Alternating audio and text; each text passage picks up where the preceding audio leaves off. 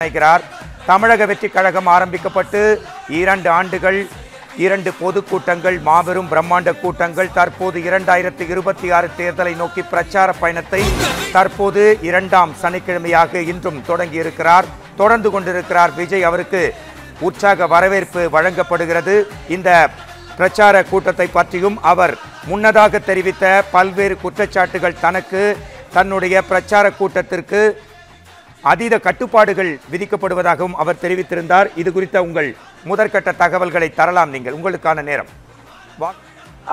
கண்டிப்பா வணக்கம். அதாவது நாகப்பட்டினத்துல எங்க தலைவர் இந்த தமிழக அரசோட அடக்குமுறைகளும் ஒருதலை பட்சமாக செயல்படுற செயல்பாடுகளையும் சம்மட்டி அடியா நேரடியாவே திமுகவை அட்டாக் பண்ணிட்டார். ஒன்னு போட்டி திமுகவுக்கும் தாவைக்காவுக்கும் தான் அப்படிங்கிறத மிகவும் ஆணித்தரமா சொல்லிட்டாரு. சவால் விட்டு எங்க தலைவர் பேசிட்டாப்ல. எப்படி பேசியிருக்காருன்னா, இப்ப நான் அரியலூர் திருச்சிக்கு போறேன், அங்க உள்ள மைக்கையும் பாக்ஸ்ல உள்ள அந்த ஒலிபெருக்கில் உள்ள மைக் வயரை கட் பண்றீங்க. அரியலூருக்கு போறேன், கரண்ட் கட் பண்றீங்க. இப்ப இங்கேயும் வர்றேன், நான் கரண்ட கட் பண்றீங்க. இது நீங்க கள்ள உறவு வச்சிருக்கிற RSS இயக்கமோ அல்லது பாரத பிரதமர் மோடிஜி அவர்களோ அல்லது உள்துறை அமைச்சர் அமித்ஷாஜி அவர்களோ வந்தா நீங்க அந்த கட் பண்ணுவீங்களா அப்படின்னு கேட்டதெல்லாம் நல்ல நறுக்குன்னு கேள்வி. ஆனா அமித்ஷா அவர்கள் வரும்போது கட் பண்ணி 3 நாள்ல செந்தில் பாலாஜி மரியாதைக்குரிய அப்போதைய அமைச்சர் அந்த செந்தில் பாலாஜி அவர்கள் ஹார்ட் பேஷண்டா போய் காவேரியில அட்மிட் ஆனதெல்லாம் வரலாறு. அப்போ ஆட்சி அதிகாரத்துல இருக்கிறவங்களுக்கு அதுக்கு பின்னாடி நீங்க போட்ட கூல கும்புடு எவ்வளவு அப்படிங்கிறத அது இன்னைக்கு தலைவர் பேசுனது ஒரு ரொம்ப எல்லாத்துலயும் உச்சத்தின் உச்சமா எங்க தலைவரோட புயல் வீச்சு ஒரு பேச்சு என்னன்னா, நீங்க வெளிநாட்டுல போய் முதலீடு பண்ணீங்களா, வெளிநாட்டுல போய் முதலீடு ஈர்த்துட்டு வந்தீங்களா, அல்லது நீங்க அடிச்ச பணத்தை வெளிநாட்டுல போய் முதலீடு பண்ணீங்களா, உங்க மனசாட்சியை தொட்டே சொல்லுங்க சார் அப்படின்னு கேட்டது. ரொம்ப அது இதுவரைக்கும் ஆளுங்கட்சிக்கு எதிராக எதிர்கட்சியும் கூட கேட்கல. கள்ள உறவு வச்சிருக்கிற, அதாவது மறைமுக கூட்டுத்தொடர்பு வச்சிருக்கிற பாரதிய ஜனதா கூட இந்த மாதிரி வார்த்தைகளை கேட்கல. ஒரு உண்மையான எதிர்கட்சி தலைவரா தமிழக மக்களின் நலன் மேல் அக்கறை கொண்டு அரசின் வருவாயை முறைகேடாக வெளிநாட்டில் முதலீடு செய்ய கூடாது இங்க உள்ள ஆட்சியாளர்கள் என்று அப்படிங்கிற ஒரு நோக்கத்தோட தலைவர் கேட்டது மக்கள்கிட்ட, பொதுமக்கள்கிட்ட, சாமானியர்கள்ட்ட, இல்லத்தரசிகள்கிட்ட, மாற்றம் விரும்பிகள்கிட்ட, அரசு வேலைக்கு எதிர்பார்ப்பவர்கள், வேலை வாய்ப்பு இல்லாம இருக்கவங்க எல்லாருமே சமகாலத்து எல்லாருமே பொதுமக்கள் அனைவருமே ஒரு மிகுந்த பேராதரவு கொடுக்குறாங்க. அடுத்து நான் என்ன உங்கள்கிட்ட நான் என்ன கேட்கிறேன், உங்க மக்களை நான் ஒரு ஆளை சந்திக்க வர்றேன், எனக்கு ஏன் இவ்வளவு ரெஸ்ட்ரிக்டட் அப்படிங்கிற அவர் கேட்டது. அதே மாதிரி நாகப்பட்டினத்துல உள்ள ஒரு மெரைன் கல்லூரி கொண்டு வந்தீங்களா, இங்க உள்ள ரயில்வே ஸ்டேஷன் முறையா பராமரிக்கப்படல, பஸ் ஸ்டாப் பேருந்து நிலையம் முறையா பராமரிக்கப்படல, அது மாதிரி பழைய ரயில் பெட்டி தயாரிக்கிற அந்த நிறுவனம்லாம் மூடப்பட்டது, அதை கொண்டு வாங்க. சுற்றுலா ஸ்தலமான வேளாங்கண்ணி, நாகூர் ஆண்டவர் இதெல்லாம் நீங்க சீரமைச்சா என்ன குறைஞ்சா போக போறீங்க, 45 கோடிக்கு கார் பந்தயம் வச்சு நடத்துறீங்க, 80 கோடிக்கு பேனா சிறைக்கு வைக்க போறேன்னு சொல்றீங்க. இந்த மாதிரி இதங்கள்லாம் கொண்டு வாங்க. தலைவர் அப்படி சொல்லல, நான் சொல்றேன், ஓகேங்களா? அந்த மாதிரி கொண்டு வாங்க அப்படிங்கிறது மாதிரிலாம் தலைவர் பேசினது உண்மைக்கே ரொம்ப நல்லா இருந்துச்சு. அந்த மாவட்ட நலன் சார்ந்து ஒரு அக்கறைகளை பேசினதுல அந்த மாவட்ட மக்களும் ஒரு மிகப்பெரிய அக்கறையா அதை பாவிக்கக்கூடிய ஒரு விஷயமா இருந்துச்சு. வாகை குணசேகரன் சார், இந்த சமயத்துல 2 கேள்விகள் நான் கேட்க ஆசைப்படுறேன். இப்பொழுது கூடும் கூட்டம் எல்லாம் ஓட்டாக மாறுமா? முதல் கேள்வி. 2ஆம் கேள்வி, ஒரு ஆப்டிமிஸ்டிக் அப்ரோச், ஒரு பாசிட்டிவான அப்ரோச் இல்ல, நான் முதல்வரானால் இதையெல்லாம் செய்வேன் அப்படின்னு சொல்லாம இப்ப இருக்கிற ஆட்சியில இருக்கிற குற்றம் குறைகளை மட்டுமே சுட்டி காட்டுறாரே, இது ஆப்டிமிஸ்டிக் வேவா? இல்ல, உங்க முதல் கேள்விக்கு நான் பதில் சொல்லிக்கிறேன். இந்த முதல் கேள்வி இப்ப வர்ற கூட்டம் எல்லாம் ஓட்டாக மாறுமா அப்படின்னா, 100 பேர் வந்தாங்கன்னா 99 பேர் ஓட்டா மாறுவாங்க. ஒரு ஆள், அதாவது மாற்று கட்சியினர் என்னதான் பேசுறாருன்னு கேட்க போவோம். அதாவது 100க்கு 90, 95% 98% இங்க வருகிற ஆட்கள் எல்லாமே தலைவரின் மேல் ஒரு பற்று கொண்டு இந்த தமிழகத்தை மாற்ற வேண்டும் என்ற ஒரு வெறி கொண்டு குடும்பமாக ஒரு குழந்தைகள் கர்ப்பிணி பெண்கள்லாம் வர வேண்டாம் என்று சொல்லியும் தனது குழந்தையோடு ஒரு பொதுமக்கள் குடும்பமாக அணிதிரள்கிறார்கள்.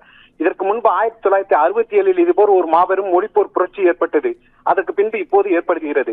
அதே போல் 77 புரட்சி தலைவர் எம்ஜிஆர் அவர்களை ஏற்றுக்கொண்டு ஒரு மிகப்பெரிய அணிதிரட்டல் இந்த தமிழக மக்கள் மத்தியிலே தன்னெழுச்சியாக வந்தார்கள்.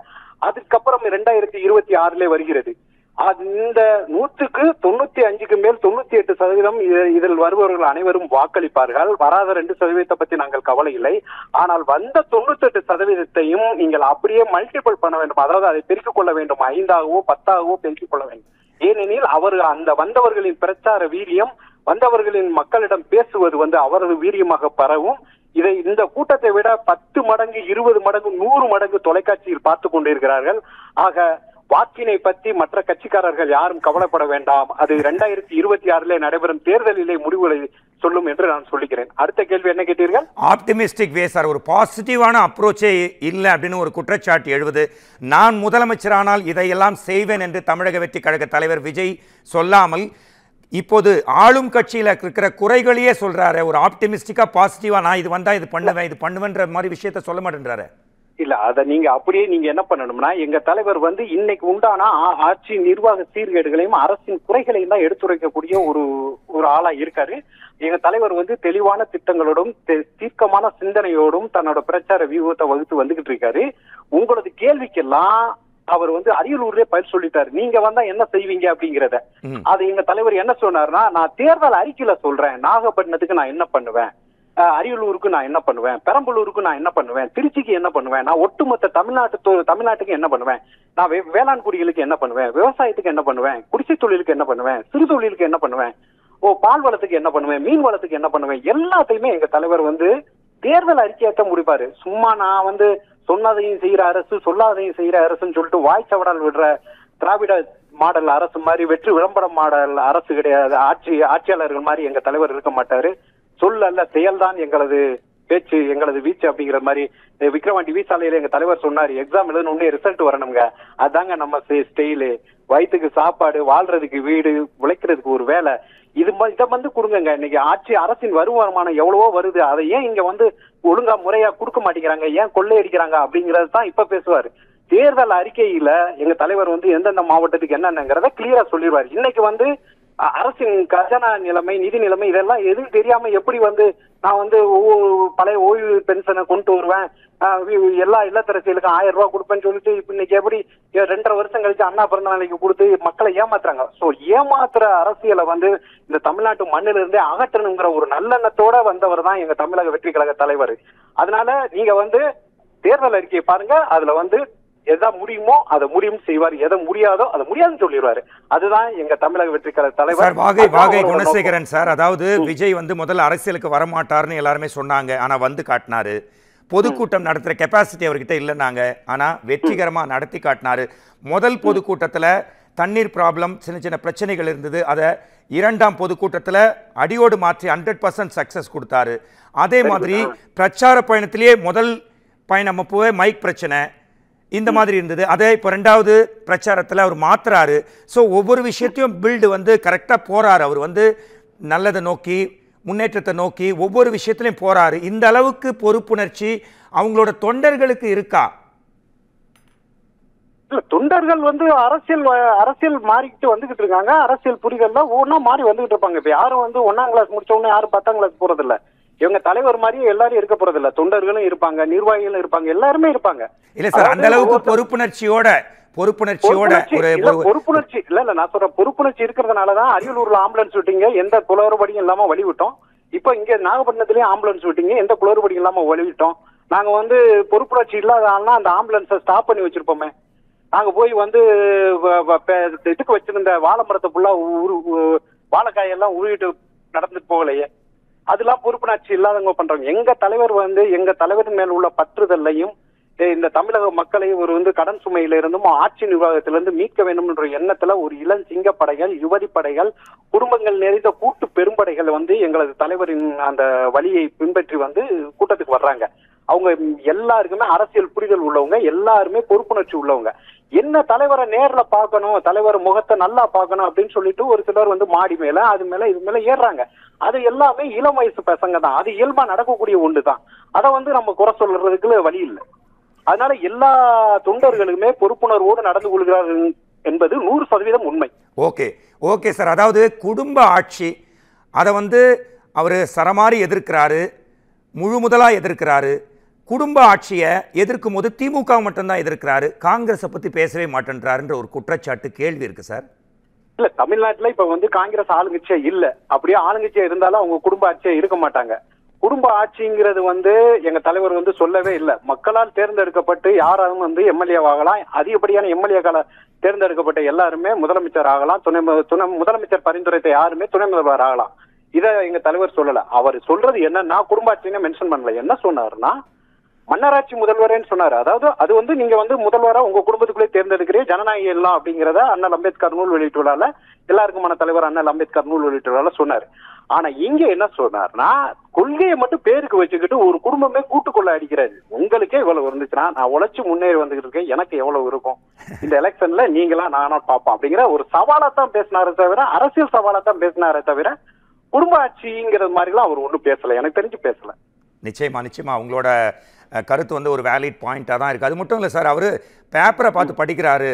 ஒரு உள் உணர்வோட ஒரு இடத்துக்கு போகிறோன்னா அந்த திருவாரூர் பிரச்சனையை மனசில் வச்சுட்டு அதன் மனசுலேருந்து வரணும் அந்த கேள்விகள்லாம், அந்த பேச்செலாம் ஒரு பேப்பரை ப்ரிப்பேர் பண்ணி வச்சுட்டு பேசுகிறாருன்ற ஒரு பரவலான ஒரு குற்றச்சாட்டு இருக்கு சார். அப்படிலாம் ஒன்றும் கிடையாது. பேப்பரை பார்த்து படிக்கிறதுல ஒன்றும் தவறு கிடையாது. பேப்பரை பார்த்து தப்பா படிக்கிறது தான் தவறு. ஓகேங்களா? இன்னைக்குள்ள ஆட்சி நம்ம மரியாதைக்குரிய மாண்புமிகு முதல்வர் சிஎம் சார் ஸ்டாலின் சார் அவர்கள் வந்து பேப்பரை பார்த்து படிக்கும் போதே கூட தப்பா படிக்கிறாரு. சோ அது அவரை மாதிரி ஆளுகள் எல்லாம் தேர்ந்தெடுக்கிற தவறு. பேப்பரை பார்த்து படிக்கிறது ஒன்றும் தவறு இல்லை. நாங்கெல்லாம் சிறு வயசுல பேப்பரை பார்த்து படிச்சுதான் உழைஞ்சோம்.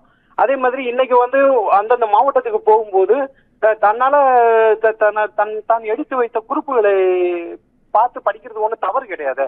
அதை வந்து ஏன் நடிச்சுக்கிட்டு வெளியில அவர் யதார்த்தமா இருக்காரு. எல்லாருமே கேட்டாங்க, நீங்க வந்து கொஞ்சம் கம்மியா தான் பேசுறீங்க, 10 நிமிஷம் பேசுறீங்க, 15 நிமிஷம் பேசுறீங்க. ஆனா எங்க தலைவர் 3 நிமிஷம் தான் பேசுறேன் அப்படின்ட்டாரு. நான் இன்னும் சொல்றேன், அவர் 3 நிமிஷம் பேசினாலே உலக பொதுமறையான திருக்குறள் வந்து 2 அடி தான். ஆனா இன்னைக்கு உலக பொதுமறை அதுல இல்லாத அர்த்தமே கிடையாது. எங்க தலைவர் 3 நிமிஷம் பேசினாலும் சரி, அது இந்த தமிழகத்துல முக்கிய செய்தி, இந்த இந்தியாவுக்கு முக்கிய செய்தி, இந்த உலகத்துக்கே முக்கிய செய்தி. ஆனா எவ்வளவு கடுகு சிரித்தாலும் காரம் குறையாது அப்படிம்பாங்க. அது மாதிரி எங்க தலைவரோட ஒவ்வொரு வார்த்தையும் இந்த தமிழக ஆட்சியாளர்களுக்கும் தமிழக கட்சிக்காரர்களுக்கும் சம்மட்டி அடி, ஒரு பெரிய இடி.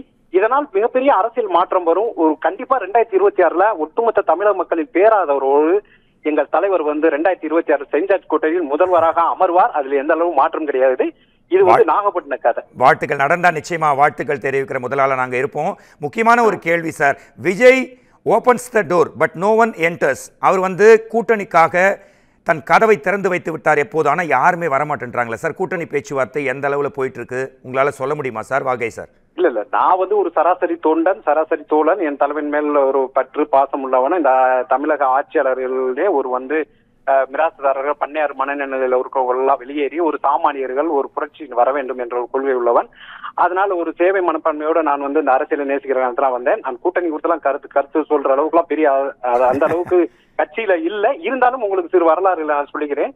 2006 என்று நினைக்கிறேன், இந்த பொடா சிறைவாசத்திலே கிட்டத்தட்ட 1.5 வருடம் உள்ளே இருந்து வைகோ அவர்கள் திருச்சியிலே மாநாடு நடக்கும்போது காலையிலே மாநாட்டுக்கு வர வேண்டியவர் நேரடியா போயஸ் கார்டன் சென்று 25 தொகுதிகளை பெற்றுக்கொண்டார். அதே மாதிரி 2001 வந்து காலம் சென்ற ஐயா மூப்பனார் அவர்களுக்கு கலைஞர் அவர்கள் வந்து நான் 45 தொகுதி தருகிறேன், நீங்கள் வாருங்கள், பாரதிய ஜனதா கூட்டணிக்கு வாருங்கள் என்ற அழைப்பு விடுத்தார். ஆனால் அவரும் வந்து சென்று விட்டார். அதே மாதிரி பாமக நிறுவனர் ராமதாஸ் அவர்களும் நிறைய முறை கோவலபுரம் வருகிறேன் என்று போயஸ் கார்டன் போன வரலாறு எல்லாம் ஒன்று. கூட்டணி அறிவித்து நாமினேஷன் எல்லாம் தாக்கல் செய்து 14 நாள்ல ஒரு கட்சி ஆரம்பிச்சு கூட்டணி வைத்து ஆட்சியை பிடித்த வரலாறு என்றெல்லாம் ஒன்று 96 என்று நினைக்கிறேன். ஆகவே கூட்டணிக்கு வந்து இன்னும் காலங்கள் இருக்கிறது. அநேகமா டிசம்பர் ஜனவரியிலே கூட்டணிக்குண்டான வாய்ப்புகள் வந்து கதவுகள் அப்போதுதான் இறுதி வடிவம் பெறும் என்பது எனது பார்வை.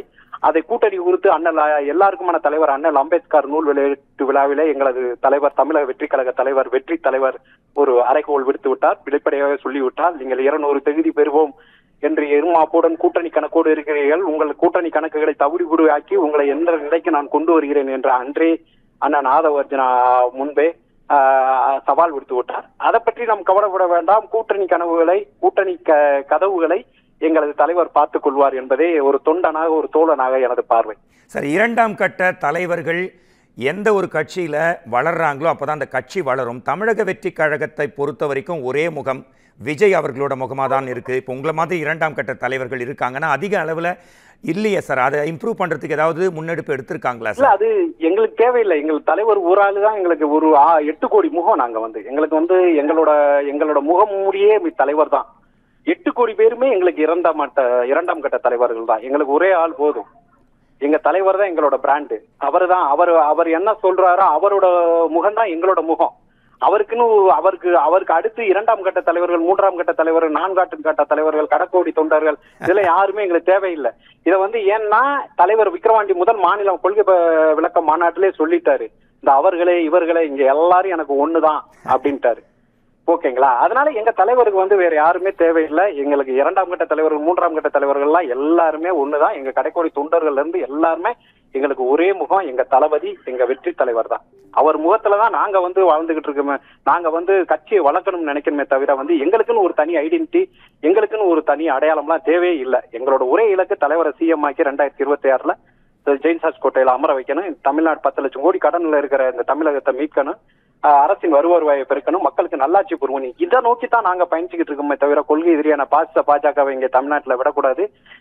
தந்தை பெரியார் பேரறிஞர் அண்ணா பேரை பயன்படுத்தி ஒரு குடும்பமே கூட்டு கொள்ளையடிக்கும் கரப்ஷன் கபடதாரியான திமுகவை இந்த தமிழ் மண்ணில இருந்து ஆட்சியில இருந்து அகற்றணும். இதைத்தான் நாங்கள் இலக்கமா நினைச்சுக்கிட்டு தெரியுமே தவிர எங்களுக்குள்ள 2ஆம் கட்ட தலைவர் வேணும், 3ஆம் கட்ட தலைவர் வேணும், அவர் வேணும், இவர் வேணும், இவர் பெரியாள், அவர் பெரியாள், அந்த இதெல்லாம் எங்களுக்கு எதுவுமே இல்லை.